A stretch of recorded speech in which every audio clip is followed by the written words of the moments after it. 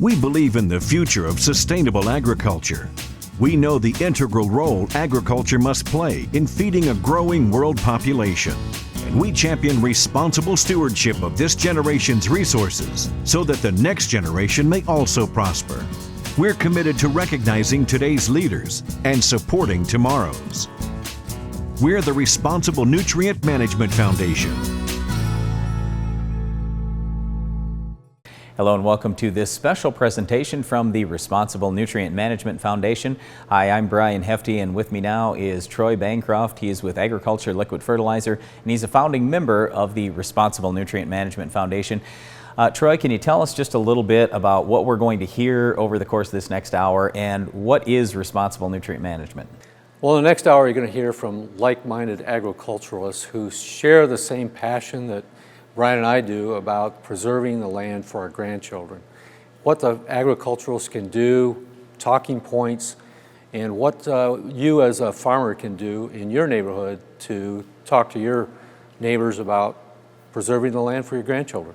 So the big thing with the Responsible Nutrient Management Foundation is just to not only get the message out to farmers about things that they can do and you as a farmer can do to manage nutrients, manage resources correctly, but it's also to explain things to non-farmers, because let's face it, 99% of our population is non-farmers, and they need to know that we're doing a good job out here. Troy, can you talk a little more about that? Well, as we think about the land, we're 2 generations away from people being on the farm, and those folks around us are curious to know what farming and agriculture is doing. When they see the big equipment in the field, when they see people spraying, they don't understand it. We, as agriculturalists, assume that these people understand what our jobs are and what we're doing. But we need to take the lead and make statements in public forums and be activists in our own community about what we're doing to preserve the land. So speaking of that, over the course of this next hour, we are going to talk with a number of these industry experts about good things that we in agriculture are doing, and hopefully convey that message to you, whether you're a farmer or non-farmer alike. As a grandfather, I want to be sure our most precious natural resources are preserved for future generations. And I know that America's farmers want the same. That's why I am part of the Responsible Nutrient Management Foundation.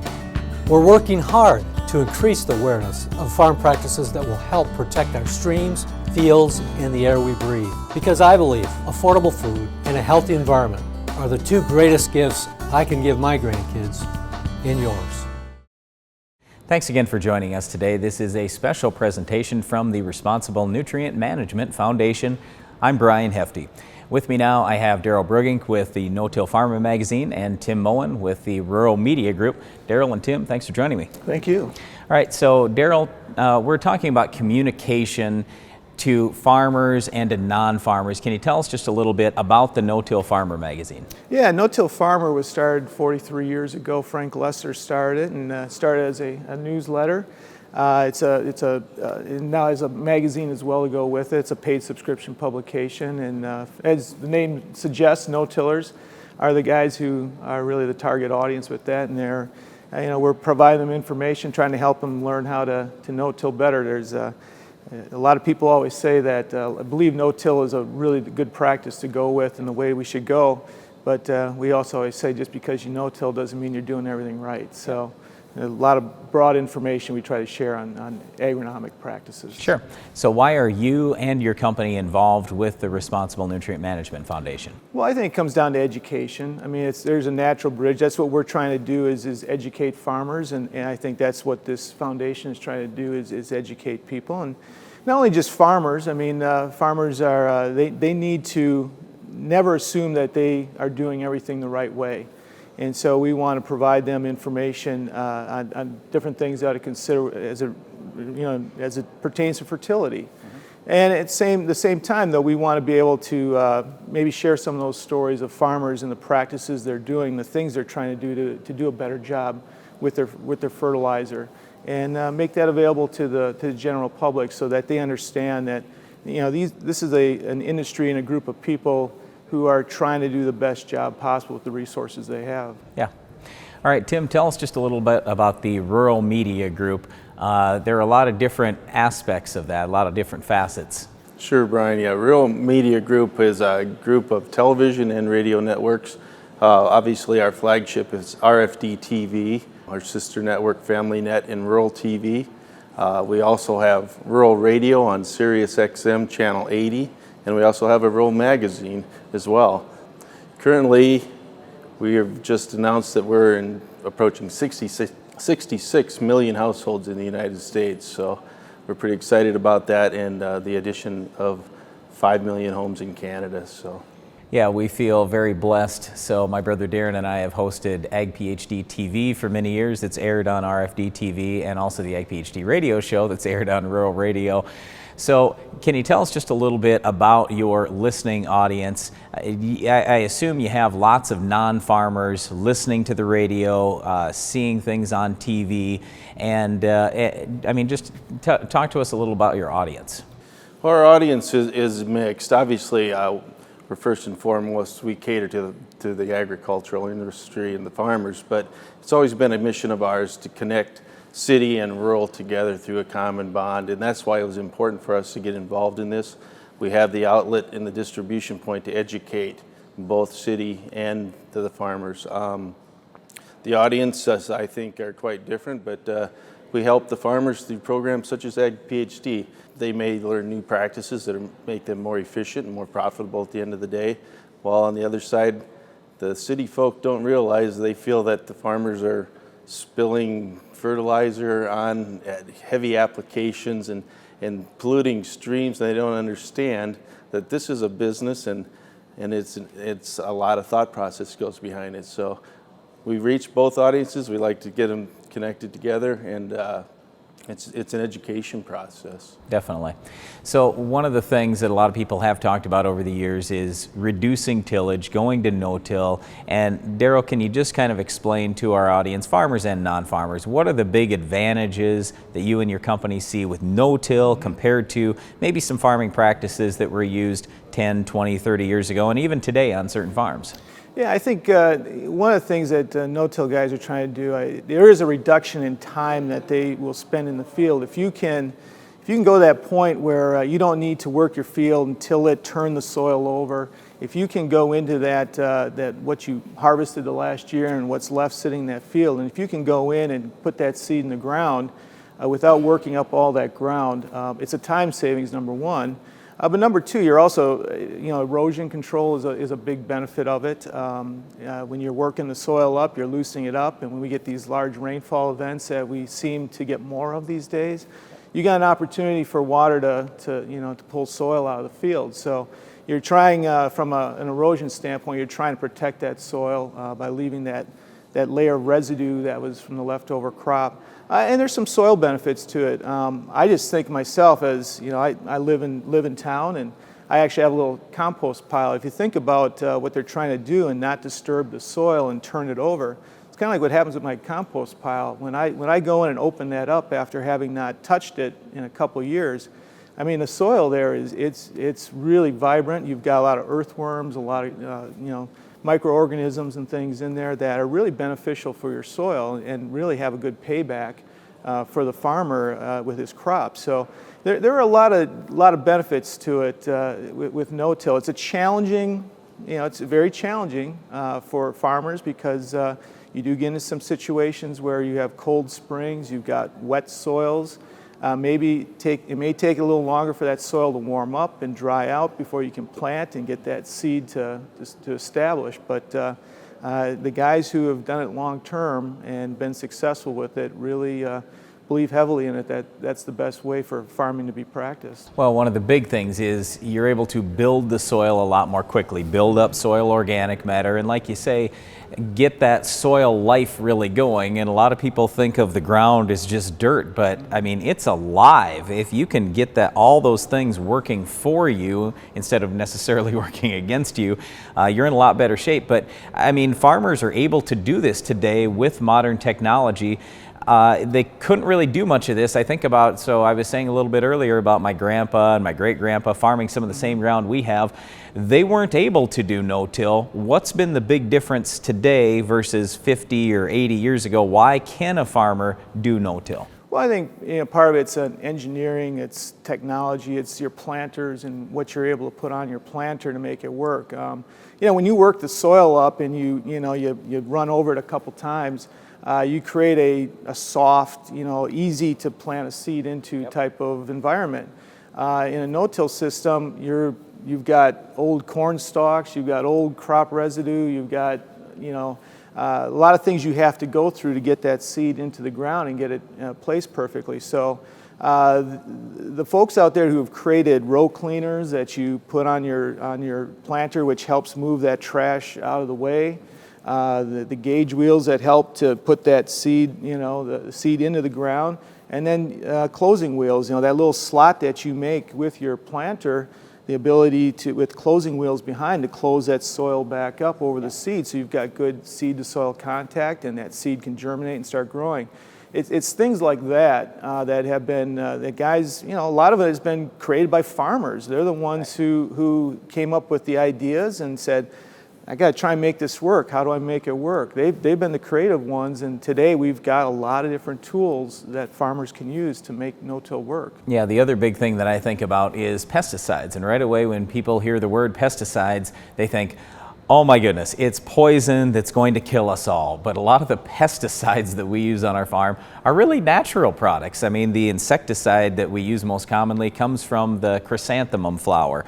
And when we talk about Roundup, people think, oh, Roundup's a bad thing. Well, the enzyme that Roundup attacks is not even found in human beings. There's no possible physical way that active ingredient could hurt a human being. So Tim, talk to us just a little bit about some of the comments you get from non-farmers and how your network tries to address those when there are these big misconceptions out there. Well, that's right, Brian. I think there's a huge misconception. The education that needs to be done is never ending. The people feel that the pesticides are being applied too heavily, and through programs such as this and infomercials and advertisements for the Responsible Nutrient Management Foundation, I think we can help educate these people that this is a business, we're not wasting, and that these products that we're using are safe for them and the food that they consume. Yep. So Daryl, how about for you? What message do you have for our listening audience today in terms of what the Responsible Nutrient Management Foundation does and what important things you see in agriculture going forward that are really good things for everyone? Well, and kind of dovetail what you were just talking about, I think general public, and it's human nature for all of us to want to blame somebody else for things. Yep. Certainly farming and farmers do have to take responsibility for what they contribute to. We talked about what some of your folks have talked about what's happened in Toledo and what's happened with some of the algae blooms. So certainly farmers have to take their responsibility for what they do. But I think sometimes homeowners and that don't realize the fertilizer that's put on their lawn can also be washed off into the sewer systems and end up in the water. And there's industrial waste that occurs too. So we all have to take our role in it. And certainly farmers are not unlike anybody else. They are business people, and number one, they do not want to apply anything more than what they need. Fertilizer, for example, if it is not the most costly input on a farm, it is one of the most costly inputs.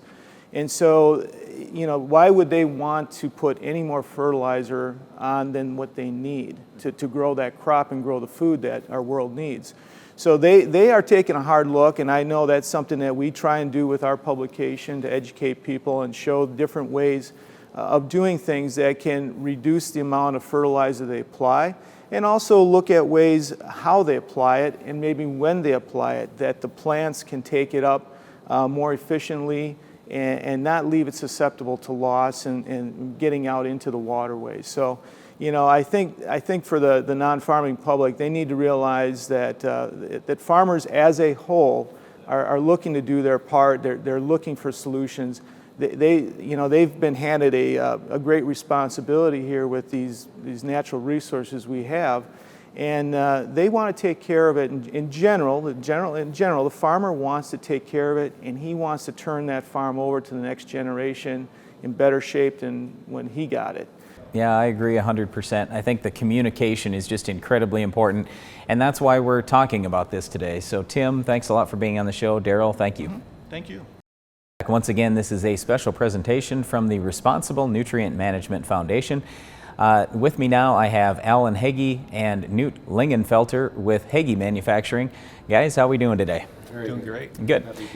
So Alan, tell me just a little bit, why did you and your company get involved with the Responsible Nutrient Management Foundation? One thing that drove us to get involved was we're a purpose-driven company. We try to tie the purpose of our organization back into the lives of our employees and really get them to embrace what we're all about. We're in agriculture and we're a 67-year-old company. I think about we tie ourselves back to that purpose every time we get up every morning, and to make truly that difference is to make a difference, a positive difference in the world, and solve problems that are in the industry. And we looked at this opportunity and said, you know what, this fits perfectly with what we're all about. Sure. So specifically with your company, what problems are you solving for the industry, and how are you helping farmers out there? We look at it from the standpoint of making sure that we're building equipment that's doing the right things for the environment, doing the right things to make sure that our customers are profitable, making sure we're great stewards of the land by building equipment that can actually, for example, putting down fertilizers when it should be going down versus broadcasting it in the fall or in the spring and hoping it's there when it needs to be for those plants. Yep. So Newt, tell us just a little bit specifically about the equipment that Heggie Manufacturing produces. How do those pieces of equipment help the farmer get ahead environmentally? What does your company do with the product that's a little bit different than somebody else? First of all, I'd say that the many uses of the tractor is something that's very unique in our industry. The ability to go out and apply herbicides is kind of at the core of the industry, but the ability to go out and specifically place nitrogen or nutrients at the right place, at the right time, is something that's unique. And that's something that's at the core is very important to our company. So, for example, and especially if you're a non-farmer and you're wondering kind of how does this, when you talk about the tractor, it's really like for us on our farm, we've used your piece of equipment specifically and taken the front boom where we would do spraying, remove that, and then we have other things that we can put on the front. So one of the things we have is coulters, so we can place the fertilizer down in the soil. We're not putting it on top of the soil, we're placing it down in the soil, really where it needs to be in season. How big a deal is that for farmers, and how much acceptance have you had of that particular piece of equipment? The acceptance has taken a while.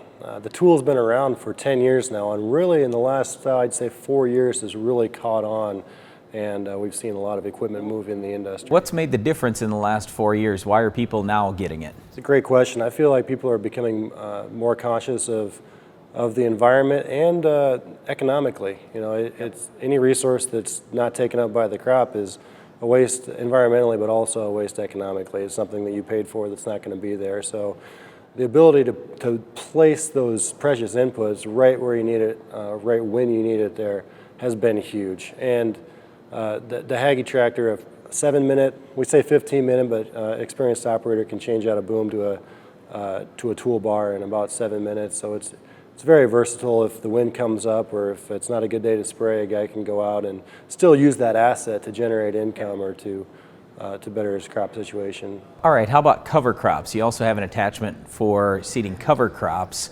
Why the interest in cover crops?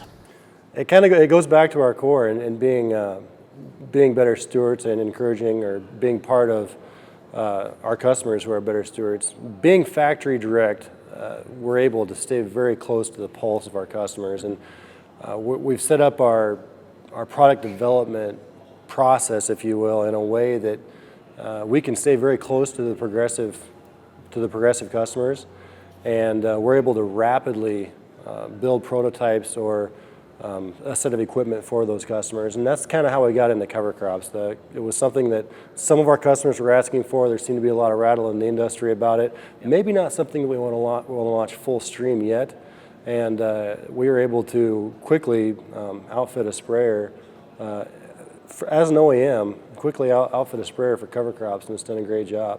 Yeah, and one of the nice things with cover crops, not only does it help build the soil, depending on the cover crop that you're using, but also it can use nutrients that are just sitting there, and maybe we're going to be just sitting there for the next 6 months or so. It can use them right now, basically tying them up in the short term, and then make them available during the next growing season.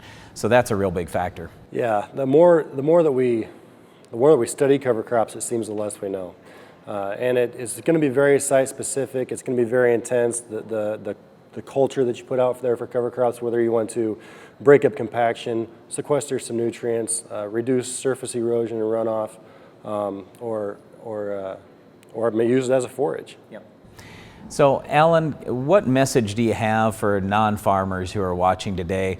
Why should they believe us in agriculture when we tell them, hey, we are responsibly managing our nutrients and our other resources? I think that one thing that we need to, that non-farmers need to know is that farmers really care.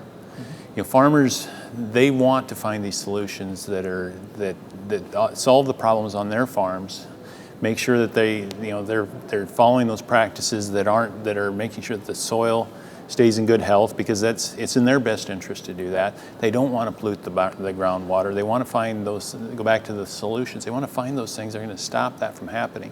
There's no more people in the world that care more about the environment than actually the people that are on that land every day. Right.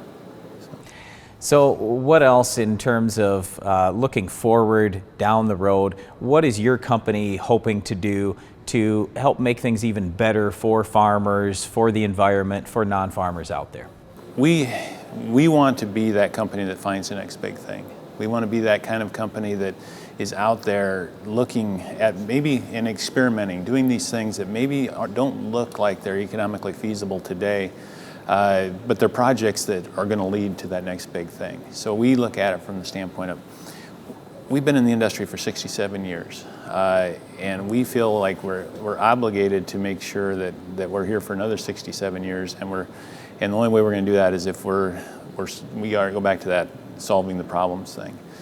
That we're there making sure that that any of those things that are in the industry are coming from those innovations are coming from companies like ours. Yep. Yeah, I agree. When we look at the whole population, we're maybe 1% of the population, those of us involved in agriculture. We don't have the votes, so we've got to make sure that we're coming with the right technologies, doing the right things for the environment, and then sharing that message, and that's the reason why we're talking about this today. Newt and Alan, thanks a lot for being on the show. Thank you. Thank you. Yep. As a grandfather, I want to be sure our most precious natural resources are preserved for future generations. And I know that America's farmers want the same. That's why I am part of the Responsible Nutrient Management Foundation.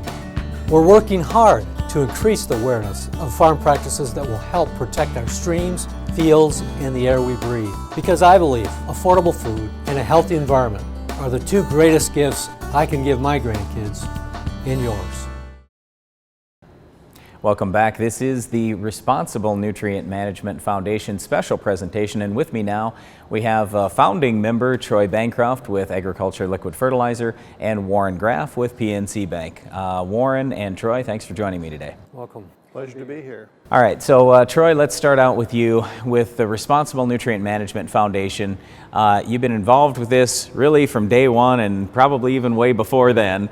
So tell us just a little bit about the inspiration for the Responsible Nutrient Management Foundation. Well, responsible nutrient management has always been a part of our company. It's been a core value. And one of the things that we did about 7 years ago was make it a talking point to be advocates for agriculture. There's so many times in my past we've seen people do things that we were against the grain of really what was agronomically responsible. So in our fertilizer company, we decided that this was a talking point that we need to do more outside of our business and to the general public and non-farm folks as well. All right, so let's get a little bit more specific in that. how is your company helping farmers responsibly manage their nutrients? What do you do that's different from others? Well, one of the things we do have is we have a 780-acre research facility that really drills down on the best management practices to utilize fertilizer products and specifically agro-liquid products. And in doing so, we find the best management practices that are available today with the different tools that are out there, finding the best way to apply the nutrients that are available to the plant in the seed zone, getting a better response, and always hitting the target that we want and not over applying. Always using soil testing methods and methodology, because to non-farm folks, a soil test is just like a blood test. It just shows your highs and lows, and that's what a soil test does too, is it just shows the highs and the lows. We fertilize that crop to be grown and not over apply, and thus being less impacting on the environment. Okay, so I want to come back to this research facility you talk about. 780 acres, if you're a non-farmer, might not sound like much, but that's a tremendous amount of acres for research. Do you know how many trials you're doing roughly in a given year? There's roughly over 3,000 different tests they're doing, replicated over 5 times, that and statistically analyzed and randomly done. So we have really true, pure research that we can publish and with confidence make recommendations, so we have research-proven, farmer-trusted methodologies for what we do. Yep. All right, Warren, let's get to you. So I can understand how a fertilizer company is involved in some of these equipment companies, but what's a bank doing involved with responsible nutrient management? That's a very good question, Darren. And I guess my response to that is we know that for farmers to survive and prosper on the farm, not only do they need to practice responsible nutrient management, but they need to be responsible in managing their finances. And when we look at the economics of farming, it's very important for those farmers to produce crops at an economically efficient level. We don't want them producing an excessive amount of grain, but we also want them not to be under applying fertilizer so they're not reaching those economic benefits. So for us, what we see is farmers who practice good agronomics in the application of chemicals and fertilizer are also going to be interested in economically what's in their best interest. And we try to work with those kinds of farmers to help them understand the economics and the benefits that that provides to them in addition to the agronomic benefits. All right, so just in the last 5 years, we've had some of the highest highs, and we're also experiencing some low times. So tell us just a little bit about some of the discussions that you and your bank have with farmers as you're going through those high and low times and, you know, managing nutrients and their other resources on the farm. Very good question. In times of prosperity, farmers tend to do things like buy more land, upgrade their machinery and equipment, do that in a way to take advantage of some of the advances agronomically or technologically wise for their farming operations. But we also advise them that agriculture is very cyclical. So in those times when they're generating a significant amount of income, it's important for them to build up some reserves, to pay down debt, to be ready for that ultimate time when the prices decline, as they're beginning to do now. So we coach and counsel a lot of our customers to say, here's some financial ratios that we see are important, just like Troy has ratios that they use from their field testing. We have economic ratios that we take a look at to help advise and counsel our farmers on where they need to be at any given point in time in the income cycle for farmers. So one of the purposes of the Responsible Nutrient Management Foundation is to get the message out about the good things that we are doing in agriculture. And obviously, as a bank, you have a lot more than just ag customers. So can you tell us a little bit about the kind of conversations you have with non-farmers and what questions are they asking you about agriculture? Well, we get involved a lot with a lot of consumer groups and people who are very interested in environmental stewardship. Yep. I have had many occasions to speak to them on what agriculture is all about. And what we try to emphasize to them, because many of them are far enough removed from farming operations generationally or geographically, that they really don't understand what's going on the farm. So we really try to emphasize the fact that it's really in the farmer's economic best interest to also be good environmental stewards of the land and the resources that they have to work with. And we go through some examples with them of explaining from an income-wise, why it makes a lot of sense to be economically sound and agronomically sound in the farmers' practices. So it's helping bridge that gap between non-farmers and farmers and getting those non-farmers to understand why it's in that farmer's best interest to be good environmental stewards. Yep. So Troy, I want to talk about that just a little bit more about how farmers are being responsible. But I think about even our own farming operation. I live right on the farm and we farm ground right around my house. The last thing as a farmer I want to do is pollute the land and the environment. It just seems like common sense to me that everybody would understand that. Why don't people get it? Why do people think occasionally that we are doing a bad job in agriculture and on the farm? Well, we're 2 generations from people being on the farm that really understand it, and more the farms are getting larger, and they do have urban people on the perimeter of their farms. These folks don't understand what they do, but farmers are great ecologists and environmentalists. They're only protecting the land for their grandchildren because most farms are passed down. And so with that being said, the farmer today economically has to do the things that are right for him. He's not going to over-apply. He's doing the best job he can to get the greatest return he can. And again, if he passes that down to his grandchildren, we want to leave it in better condition than when we found it. I learned a long time ago, growing up as a young lad, working on different farms, the things that we were doing wrong on the farms, but it was because of ignorance. Now we know the differences, and we're practicing those more responsibly and more environmentally sound. Sure. Okay, let's get a little more specific into that. So what things have changed in the last 20, 30, 40 years that you can say, oh, we're much better today being much more environmentally sound? Well, we do a lot of buffer strips to waterways. We create waterways in our land to make water move down in hilly regions without eroding the soil. With these buffer strips, we don't spray close to these waterways. You know, if we think about what's going on in Lake Erie right now with the algae blooms, and thinking about maybe we don't want that to happen in the future in any watershed or any body of water. So farmers are being more conscious about what they apply and how they apply it. So the 4 R's instituted by the Fertilizer Institute, the right product, the right place, the right time, and the right amount, really applies to every agriculturalist that we deal with in trying to do the best job they can.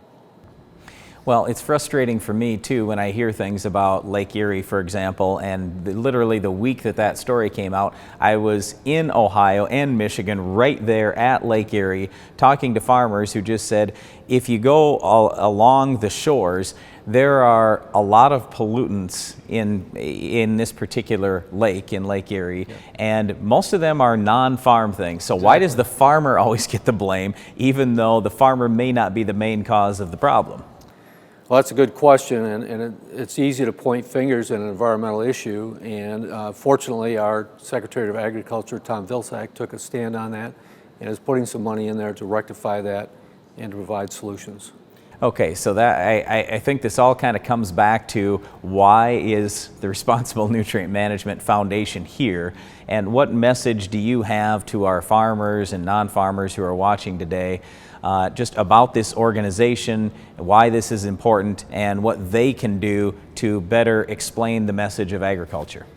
Well, all of our partners are responsible for making their talking points in their different areas of expertise, and one of the things that we try to send a message to is that we have to feed in year 2050, 9 billion people. How are we going to do that? Sustainably, economically, and the United States holds all the keys, and the keys are infrastructure. And how do we get a large mass bulk product to different areas of the world? And if you've ever traveled in third world countries, you certainly realize that they do not have that key. The U.S. has inland waterways through the Mississippi. It has the coastal, the Pacific, the Atlantic, the Gulf. It has a railway system that's great, a highway system. So since 1983, we've more than doubled our production of average bushels of corn. We expect that to double again. And with that, it's going to take a mass movement of the ability to move mass movement of product around the United States, and we have that in place. So I think we as suppliers or we as agriculturalists need to send the message that we have this responsibility in the future. And we have to be responsible with everything we do because the land is something that you cannot replace. It's a great ecosystem that we have to protect, and the farmers need to drill down on how they put their fertilization in zones as opposed to broadcasting, and getting the best use of their fertilizer nutrients when they apply them. Yep, well said. Warren, how about for you? Any last words you want to leave with our audience today? Any things that your company is doing? Any message that you want to say to farmers and non-farmers about agriculture in general?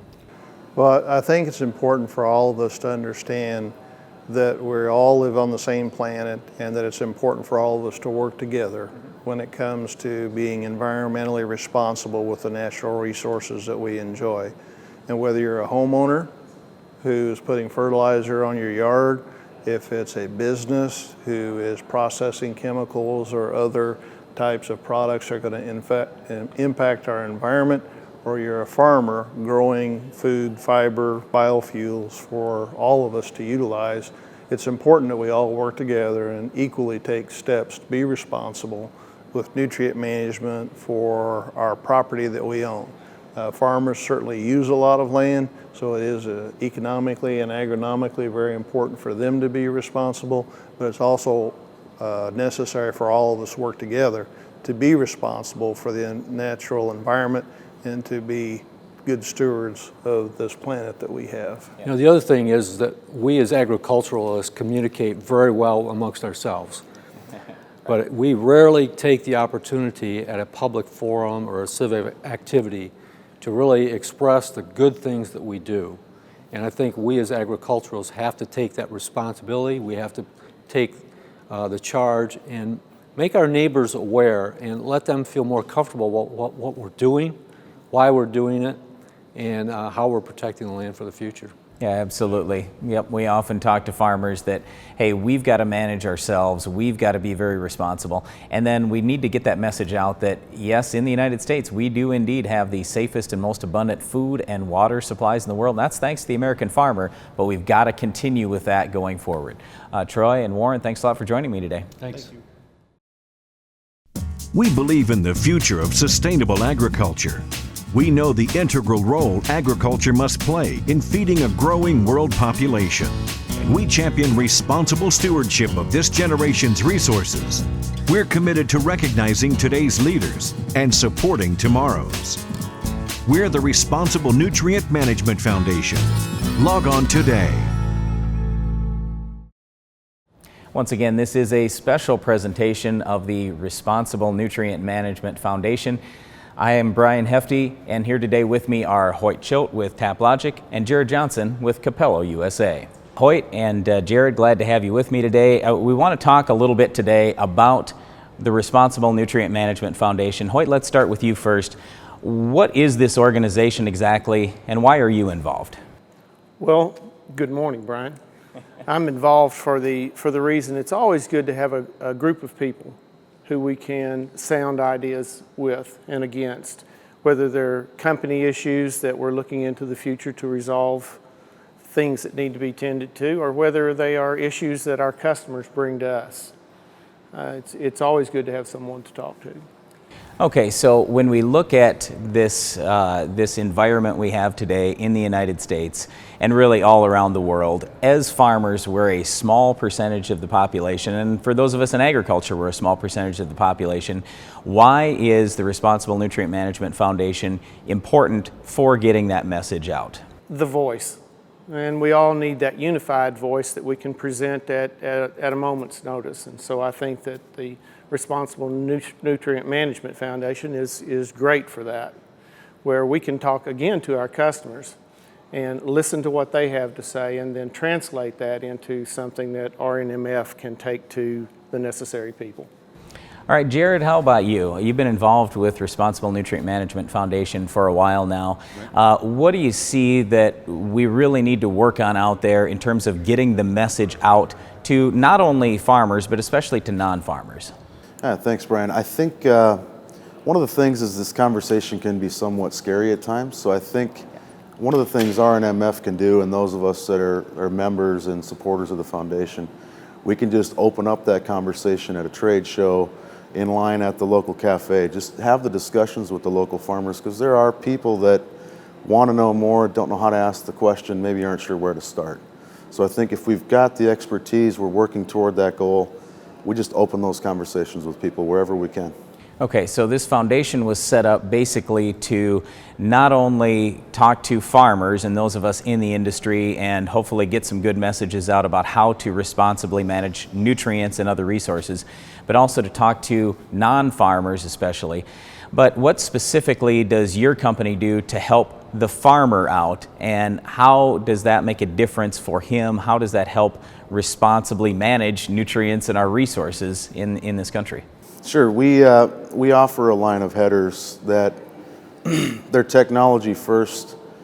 The intention with our machines is to offer something that's more efficient, can help the bottom line of the farm, but it does so in a way that, you know, it assists in the breakdown of organic matter to replenish the soil quicker.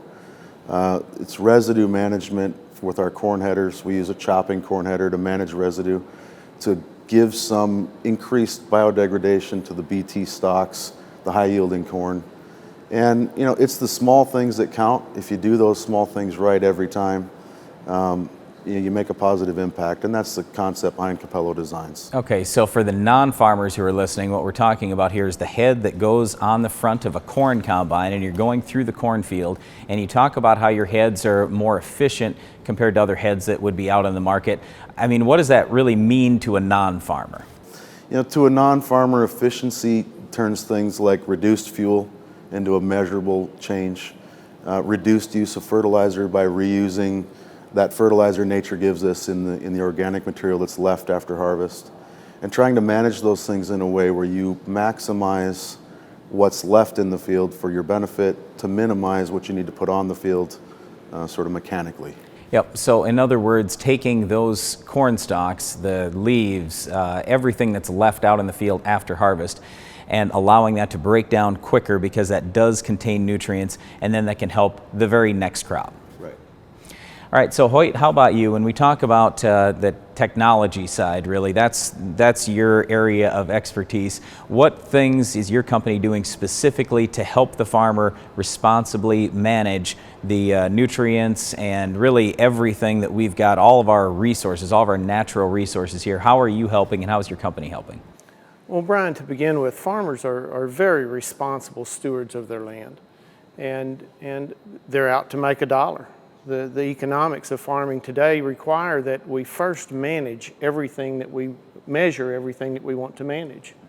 So with our Soil Test Pro product, you can go out into the field and by taking grid sampling, you know your nutrient content everywhere in your field, and therefore can apply the right amount of fertilizer in the right place, therefore turning higher yields across your field. Okay, so when you talk about grid sampling, again, I'll just to convey this to the non-farmer, what we're talking about here is if you've got an entire field, what used to happen is farmers would walk out there and they would pull a few soil samples. They'd pull some soil and they'd combine it all together and send it in for analysis. And now what your company is doing is allowing farmers and others in the industry to take a lot more than just one sample per field, right? That's correct, Brian. And in the technology world that we have today, to have these abilities on your smartphone, so it's handy in your pocket, you can go out into your field and actually measure the nutrient values everywhere in the field, place by place. So when we spread our fertilizer, we wind up putting the right amount in the right place, no excess, and yet enough everywhere to create a yield to have an economic return. Right, because the big thing, and this is something I've noticed as I've traveled around the world in a lot of foreign countries, they're still managing great big fields all the same way across the field, but you're finding lots of variance within a field, right? Every day, and with the thousands and thousands of tests that are coming into the Soil Test Pro offices, we see that variation is very wide, much more than you would think. I farm myself, and even in the fields that I've farmed for 40 years, after I grid test them, I find that I have been applying fertilizer that I didn't need to, and in some places not putting enough. Okay, so let's, from the farmer's point of view, a lot of questions I get from farmers are, what's the right grid size? Is it 5 acres? Is it 2.5 acres? Is it 1 acre? Is it 10? What do you think it is? I think it's what fits your field the best. A farmer knows his fields. He knows how to manage his fields. We're not trying to tell him how to do something different. But when you go into your field and you set a grid, the primary objective is to be able to return to that spot in coming years, so that you can keep a catalog of how your soil is behaving and how the changes that you are making are affecting your soil structure. Yeah, I'm glad you said the farmer knows his fields, because I think about even in our own operation, we're farming some of the same ground that my dad did, my grandpa, and even my great-grandfather were farming some of those acres. So as farmers, we do know the ground, but we ultimately have to have that data to make the right decision when it comes to fertility. It's the same thing whether you're cutting a 2x4 to nail something together or with your cutting torch or your bandsaw.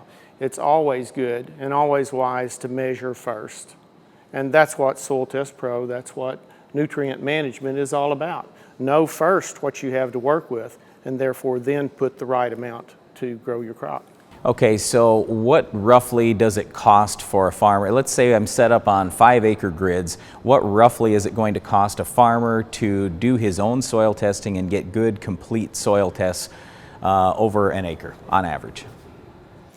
Brian, back to your previous question, if I might, just a little bit, but truly a 2.5 to a 5-acre grid is about the right size grid to put on your field. That represents things very well and keeps your cost in a very affordable range. Yep. So somewhere between, with a basic test for just the absolutely necessary information, around $4 an acre. Yep.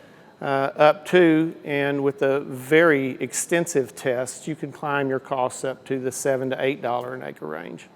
But what do you figure the average farmer is investing? Let's say it's a corn acre. What's the average farmer investing in fertilizer in your area? You farm, how much are you investing? You know, depending upon the crop, and in a corn crop in particular, you're putting several $100s an acre, $200 an acre in fertilizer. So it's like throwing $20 bills out in your field. What I really want to do is to make sure that I put that $20 bill where it can be used. Right. There's two places for your fertilizer dollars, and this is something we believe strongly in. One is in the right place in the field, and the other is in your back pocket. And how often do you recommend a farmer does soil testing? I think it's up to the farmer and how intensively he chooses to manage his fields. If he has a wide variation in nutrient content in his field, then I suggest that he gets on an every other year cycle. Yeah. But many times, every 3 years is a good cycle to be on. Yep. Jared, let's come back to you. So let's talk more specifically about your corn headers. What does make them different from anything else that a farmer is going to find out in the market? Sure, we've got a few things that we think make us pretty unique. One of the first is 50 years in the industry. It's Capello's 50th year this year. They've been doing this quite a while. They've had some time to work out some kinks. You know, they introduced chopping corn heads in the early 80s, and a chopping corn head is basically designed to eliminate extra passes in the field. Not only do that, but to chop that biomass, the stalk, while you're processing the rest of the plant. Yep. So you prevent tip overs, wind breakage, all those things. You get a nice, even, it's basically a wood chipper. You're looking for a mulched up corn plant when you're done. Yeah, one of the things that's kind of fun for me is we work with the products from both of these particular companies, and with that chopping corn head, it's one of the things I've often said, I'm never going back to a regular corn head after having the chopping head, because I did have to run the stalk chopper. So we'd go through combine, then go run the stalk chopper. We still didn't do the very best job. And you know, one of the big things too is just the way that the head does slice the residue. It seems like, well, I know we get a lot faster breakdown in the spring than what we were doing before. Yeah, the breakdown in the fall is clear. It becomes even more clear in the spring. And of course, we strive to do the best job harvesting corn we possibly can, and that's always job number one. Yeah. But the other thing that the chopping corn head really brings to the table is a much more efficient planting in the spring. Efficient in the fact that you get a better seed placement. You might be able to plant earlier in the year. You may prevent wetness or dryness depending on the seasons. But we think that, you know, each piece of a farming operation is, you know, the piece of a quilt. The whole year is a quilted together, you know, piece of art. And if you don't do one thing correctly, it may impact you for several seasons or years down the road. So the folks at Capello are looking for a machine that's efficient, it's cost effective, and it has a positive impact on the overall farming operation. Yep, so ultimately what we're trying to do here with the technologies with both companies is not only responsibly manage nutrients and every other resource that we've got in our environment, but it's also about producing more food for our growing world. So Hoyt, is there any last thoughts you'd like to leave with our viewers today? Absolutely, Brian, and I think one of the challenges that we have in the future as farmers, we adopt more technologies, not that necessarily change the way that we farm, but that make the way we farm better. We can take a message to the general public, and I think that's incredibly important. We run that through Responsible Nutrient Management Foundation, but I would say go to school with your kids. Go back to school. Go with your kids and introduce yourself to their peers, because that's the generation that we need to become familiar to. Yep, well said. Jared, how about you? You know, other than to just share with you that I'm very proud to be a part of a foundation like Rnmf, where the goal is to go out and do better for all, make a positive impact in something that's, you know, one of the best, proudest professions on earth, in my opinion. And I think we're doing it in small ways, but it's a big message. So I'm just excited to go out and have those conversations we talked about with people and reach that generation Hoyt's talking about. The younger kids, you know, the folks that don't know it yet. I want to go out, make the right goals. Yeah. All right, well, Jared, Hoyt, thanks a lot for being on the show today. Really appreciate it. Thanks, Brian. Stick around. We'll be right back after this. As a grandfather, I want to be sure our most precious natural resources are preserved for future generations. And I know that America's farmers want the same. That's why I am part of the Responsible Nutrient Management Foundation. We're working hard to increase the awareness of farm practices that will help protect our streams, fields, and the air we breathe. Because I believe affordable food and a healthy environment are the two greatest gifts I can give my grandkids and yours. Joining us now here with this special presentation from the Responsible Nutrient Management Foundation is John DeBoer. He's with Midwest Laboratories in Omaha, Nebraska. My experience with responsible nutrient management goes back to when I was like about 7 years old.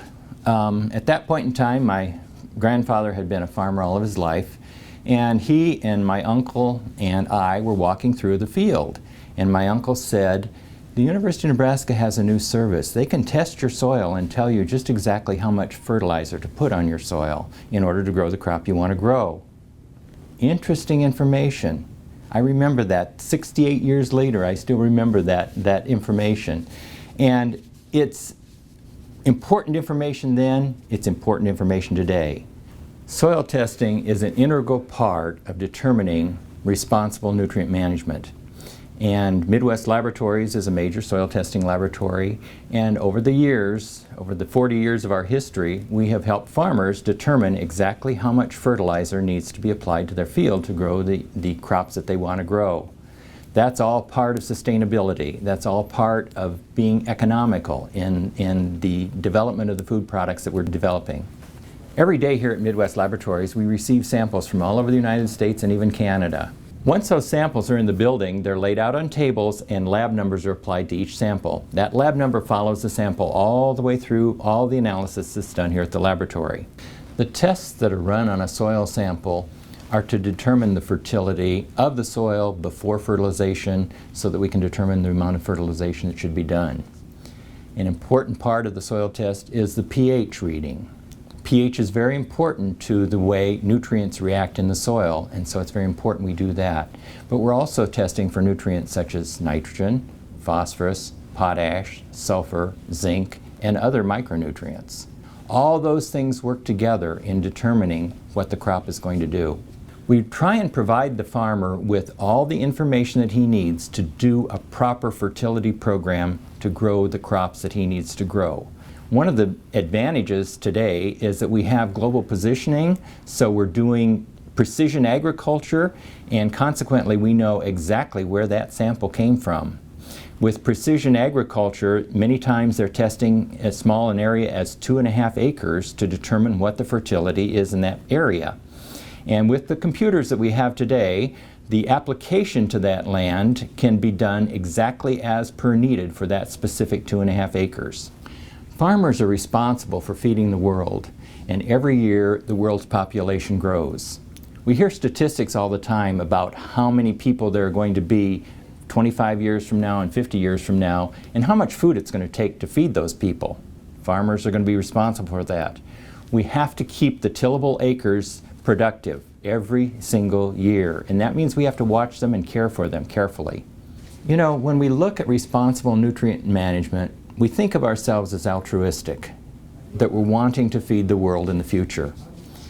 And that is what responsible nutrient management is all about. But it's also about protecting the land that we have and the growers that are working that land. If that land is not arable and not tillable in the future, we're not going to be able to feed the world. So yes, there is an altruistic effect of responsible nutrient management, but also there's an economic effect on the growers that are using that to make themselves more successful, to make themselves more viable and more sustainable. Next on the show, we're going to go to Ramiro Trevino. He's with AgExcel. AgExcel is really happy to be part of the Responsible Nutrient Management Foundation for a lot of reasons. We really think that it's the future of agriculture, and it's an important part of agriculture. It's a coalition basically of quite a few business professionals that are looking to try to find ways to ensure that the crops that we're growing today are properly resourced and nutrition is put back into the soil so that we have healthy soil for the future of our children. And so that's why being part of this group is really beneficial, and AgExcel, like I said, is really happy to be part of it. AgExcel continues to build products that helps producers ensure that the proper nutrients are being placed in the soil at the proper time. We have anywhere from products that allow them to do it with planters, strip till machines, drills, side dress machines, allowing them to ensure that when they're putting nutrients back in the soil, liquid fertilizer, our products ensure that they're putting it down with precision.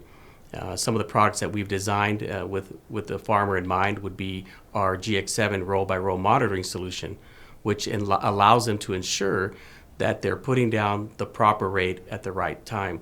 So many times the farmer is a little confused. They're wanting to put down, let's say, 20 gallons an acre, and they're not quite sure how to ensure that that's the right rate that's getting put down in the furrow.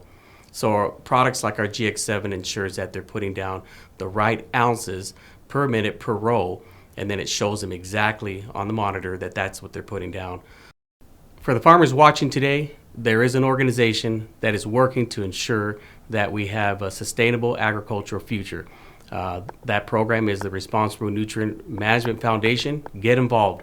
AgExcel is a member of that group. We encourage you to give us a call. We'll tell you more about it. Stop by. We'll definitely like to talk to you about this, or there's other members of that board as well. Go to their website, Responsible Nutrient Management Foundation, get involved and find out more about what's happening. Well, I certainly hope you've enjoyed the show today. Again, I am Brian Hefty, and we've been talking about the Responsible Nutrient Management Foundation. The big thing here is we just want you, if you're a farmer or a non-farmer, to realize there are a lot of things being done in agriculture today to hopefully improve our environment, to be very responsible with the nutrients and the resources that we're using. And we want you to get involved. You need to understand, first of all, what we're doing as an ag population, that we've got a lot of good things going on, and then to tell that message out there. So if you're looking for more information on all of this, you can go to rnmf.org. Thanks again for joining us today. I'm Brian Hefty. We believe in the future of sustainable agriculture. We know the integral role agriculture must play in feeding a growing world population. And we champion responsible stewardship of this generation's resources so that the next generation may also prosper. We're committed to recognizing today's leaders and supporting tomorrow's. We're the Responsible Nutrient Management Foundation. A.